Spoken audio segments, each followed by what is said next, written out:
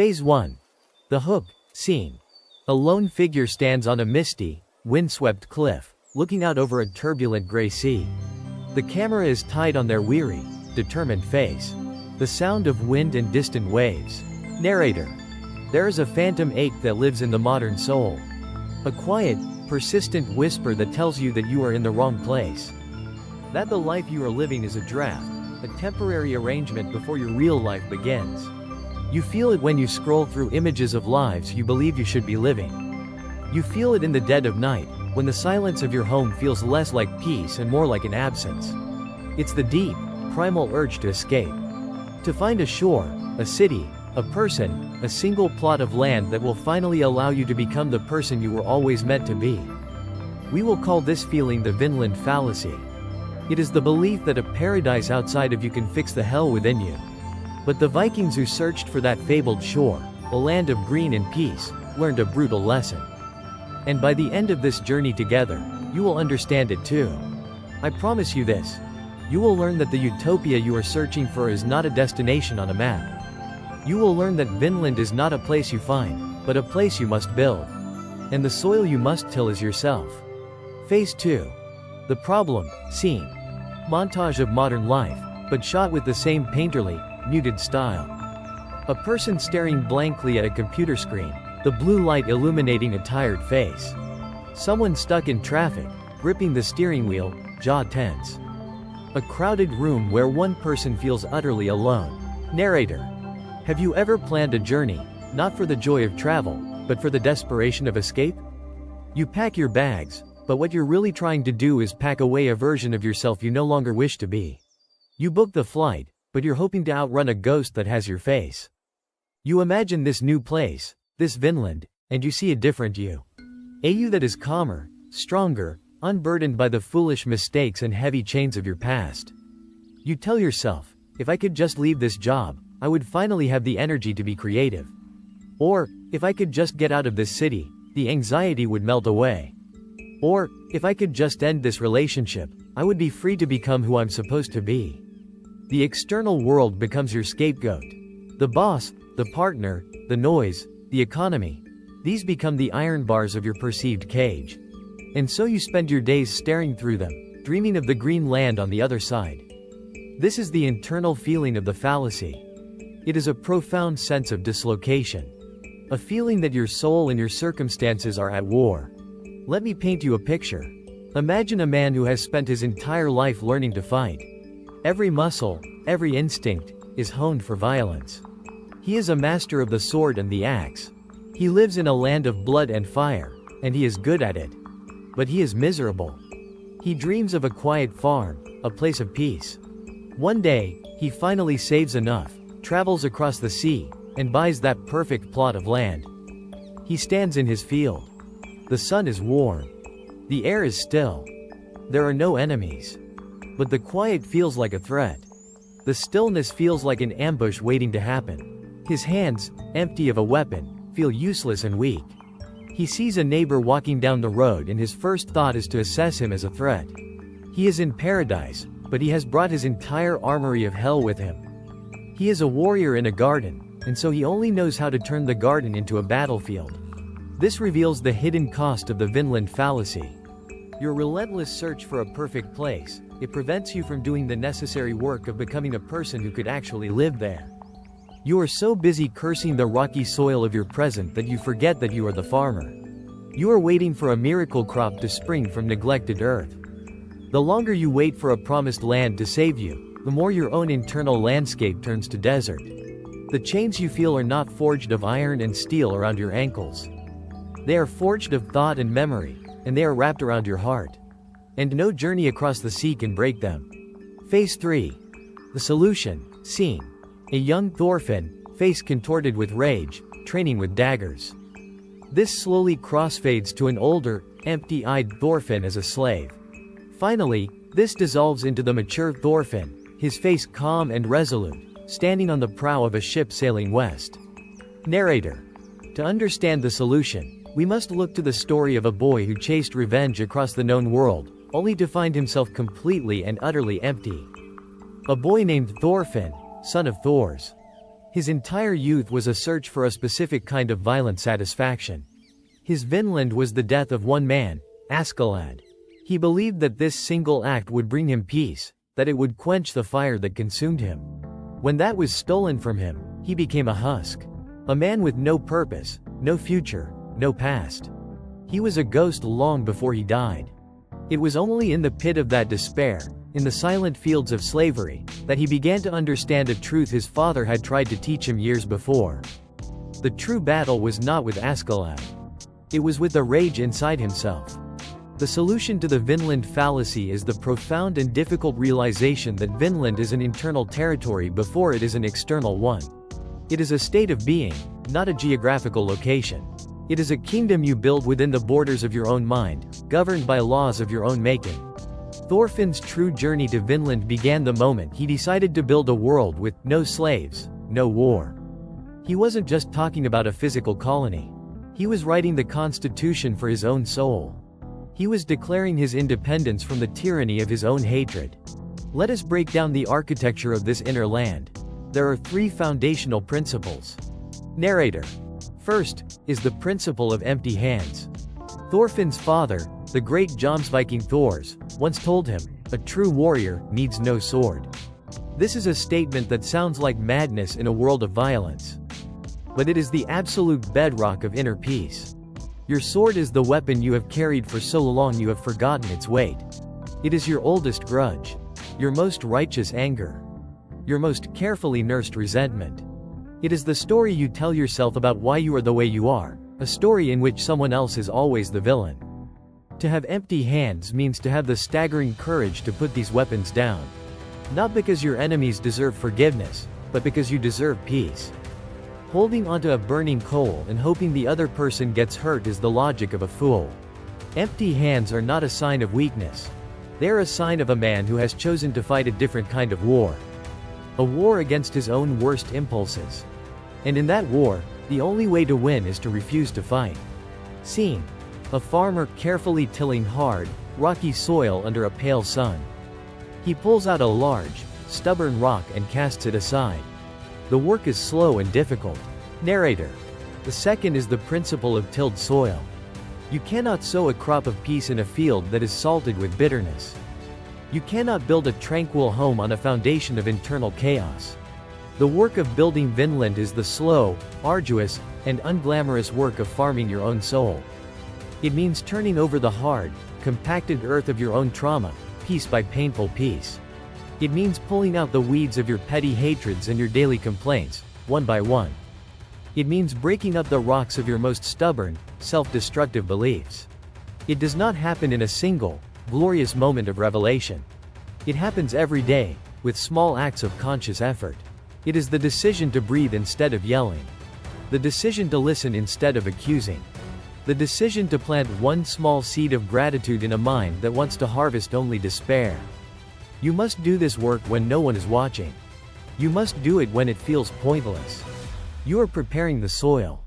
Without this humble, patient cultivation, any peace you find in the external world will be built on sand, ready to be washed away by the first storm.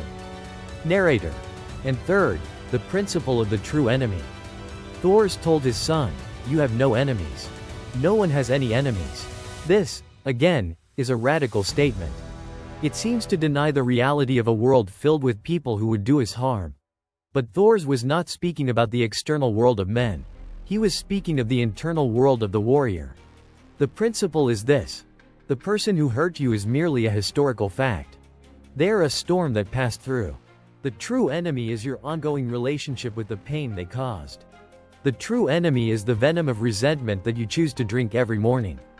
It is your addiction to reliving the injury, your attachment to the identity of the wrong. To realize you have no enemies is to realize that the only person you are truly at war with is yourself. The part of you that clings to pain because the pain has become familiar, because it gives you a sense of identity and a righteous cause. To build Vinland is to declare a ceasefire in this internal civil war. It is to look upon your own warring factions, your anger, your fear, your pride, and to choose, with the full force of your will, the side of peace. These 3 principles are the map. Not to a place called Vinland, but to a state of being that is Vinland. It is a land of empty hands, of tilled soil, and of no enemies.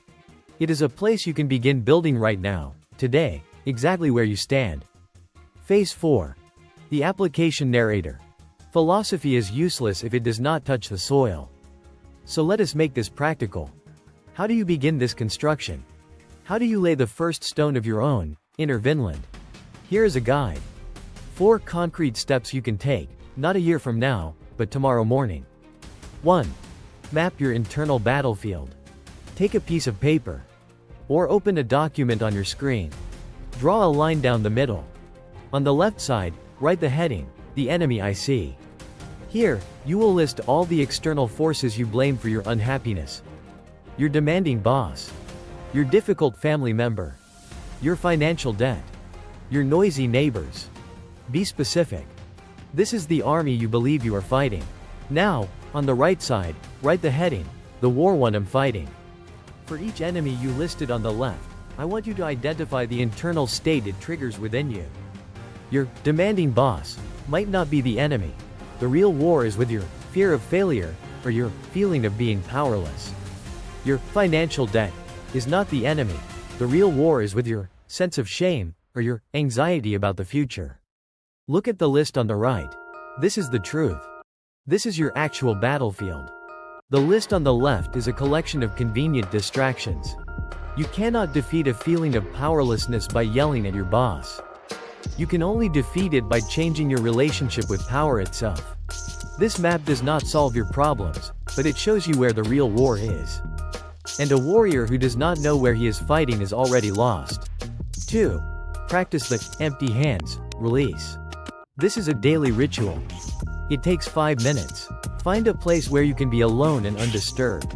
Sit comfortably, and place your hands on your lap, palms facing up. Close your eyes. I want you to choose one grudge, one resentment from your map. The one that feels heaviest. Visualize it. See the person, the event, the words that were said. Feel the familiar heat of the anger or the cold ache of the hurt. Now, in your mind's eye, I want you to place that entire memory, that entire feeling, into your open hands. Feel its weight. Acknowledge its presence. Do not fight it. Do not judge it. Simply hold it. After a minute of holding it, I want you to perform a single, conscious action. Slowly, deliberately, turn your hands over, so your palms face the floor. As you do, visualize that weight, that burning coal of resentment, falling from your grasp. It drops away, not because it has vanished, but because you have chosen to stop carrying it. You are not doing this for them. You are not absolving them. You are freeing yourself from the labor of carrying their weight. Do this every day with the same grudge until you feel its weight lessen. Then, move to the next. This is the practice of emptying your hands. 3. Cultivate your acre. You cannot transform your entire inner world overnight. A farmer does not till his entire estate in one day. He works 1 acre, 1 row, 1 patch of soil at a time. For the next 7 days, I want you to choose one single weed to tend to. A weed is a small, negative, habitual reaction. It could be the urge to complain about traffic. It could be the habit of speaking poorly about a coworker. It could be the reflexive negativity you feel when you look in the mirror. Choose only one. And for 1 week, your entire focus is on that single weed. When the urge to complain about traffic arises, you will catch it. You will pause. And instead of speaking the complaint, you will take 1 deep breath. That is all. You do not have to replace it with a positive thought. You simply have to stop watering the weed. This practice is not about becoming a perfect person. It is about learning the fundamental skill of inner agriculture, awareness and non-action. You are learning to recognize the weeds and to stop feeding them. This is the humble, essential work of tilling your own soil. 4. Write your constitution. Thorfinn's Vinland was defined as a land with no slaves, no war. This was his constitution. You must define yours. Ask yourself, what does a land without masters mean for you? To be a slave is to be controlled by something outside of your own rational mind. So, what are your masters? Perhaps your Vinland is a land free from the mastery of others' opinions. A place where their praise and their criticism are treated as equal impostors. Perhaps it is a land free from the mastery of your own anger. A place where you are the master of your emotions, not their subject. Perhaps it is a land free from the mastery of your past. A place where your history informs you, but does not define you. Take out your journal and write it down. My Vinland is a state of being where I am no longer a slave to, and finish the sentence. This is your North Star. This is the purpose of your journey. It is the destination that is not a place, but a way of living. Phase 5. The Proof, Scene. A powerful sequence from the Vinland Saga anime. Thorfinn standing before his enemies, taking blow after blow without retaliating. His face is a mask of pain, but also of supreme control and purpose. Juxtapose this with images of historical pacifists or leaders who chose non-violence in the face of aggression. Narrator. But does this work? Does this internal construction, this quiet, personal labor, actually create a better world? Or is it merely a beautiful fantasy, destined to be crushed by the brutal reality of human nature? The proof lies in the crucible of Thorfinn's own story. His journey to the physical land of Vinland was fraught with conflict, betrayal, and violence. The old world followed him across the ocean. When he finally arrived, he did not find a land magically free of human failing. He found a land that would test the strength of the Vinland he had built within himself. The ultimate test came when conflict was inevitable. The boy he once was, the berserker who lived for the thrill of the fight, would have bathed his new home in blood without a second thought. He would have defended his paradise with the tools of hell. But the man he had become, the man who had practiced empty hands and tilled his own soul, chose a different path. He chose to take 100 blows without giving one in return. He chose the path of radical non-violence, not out of weakness, but out of a strength the warriors who struck him could not possibly comprehend. He proved that the constitution of his inner Vinland was stronger than any external threat. He could not have built a peaceful settlement if he was still carrying a war inside his own heart. The external reality was a direct reflection of his internal state. This is not just the stuff of sagas. It is a fundamental truth of the human condition, echoed by thinkers and survivors throughout history. The Stoic philosophers of ancient Rome built their entire worldview on this principle. They called it the dichotomy of control. They taught that the world outside of us, the actions of others, the turns of fortune, the fact of our own mortality, is fundamentally beyond our command. The only thing that is truly ours is our inner world. Our judgments, our intentions, our responses. A Roman slave like Epictetus could be freer than his emperor, because the emperor was a slave to his ambition, his fear, and his rage, while Epictetus was the master of his own soul. Consider the words of Viktor Frankl, a psychiatrist who survived the horrors of the Nazi concentration camps. He was stripped of everything: his family, his home, his name, his dignity. He lived in an environment that was the polar opposite of a utopia. It was hell on earth. And yet, it was there that he discovered the final proof of our concept. He wrote, "Everything can be taken from a man but one thing, the last of the human freedoms, to choose one's attitude in any given set of circumstances, to choose one's own way." Frankl realized that even in the face of absolute external damnation, his internal Vinland remained sovereign. The guards could control his body, but they could not control his spirit unless he allowed them to. The logic is inescapable. If you take a man consumed by rage and place him in a peaceful garden, you do not get a peaceful man. You get an angry man in a garden. The location is irrelevant. But if you take a man who has cultivated an unshakable inner peace and place him in a war zone, he may suffer, he may die, but he will not be conquered. His Vinland will remain intact. The search for an external paradise is a fool's errand because it seeks to solve an internal problem with an external solution. It is an attempt to cure a disease of the soul by changing the scenery. The work must begin where the problem resides. Inside. It is the only place it can. Phase 6. The call to action. Scene. The lone figure from the beginning is now sitting by a small, calm fire on the cliffside. The storm has passed. The sea is calm, and the first light of dawn is breaking on the horizon. The expression on the figure's face is no longer one of weariness, but of quiet, contemplative peace. Narrator. The journey to Vinland is not a sprint across the sea. It is a slow, deliberate walk home to yourself. It is the most difficult and the most worthy journey a person can undertake. It begins not with a ship and a sail, but with a single, conscious choice. So I leave you with a question. A question to carry with you into the quiet of your own thoughts. In the comments below, I want you to answer this.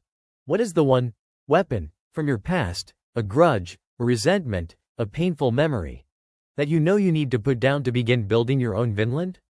To name it is to see it. To see it is the first step toward releasing it.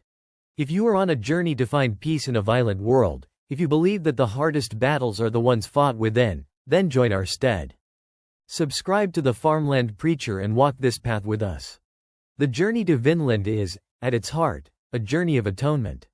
A process of making peace with the warrior you once had to be. To understand the first, necessary step of that journey, facing the shadow of your own past, I recommend you watch our video on the psychology of a true warrior, next. It is a logical continuation of the work we have started here today. The link is on your screen now. Be well. And tend to your soil.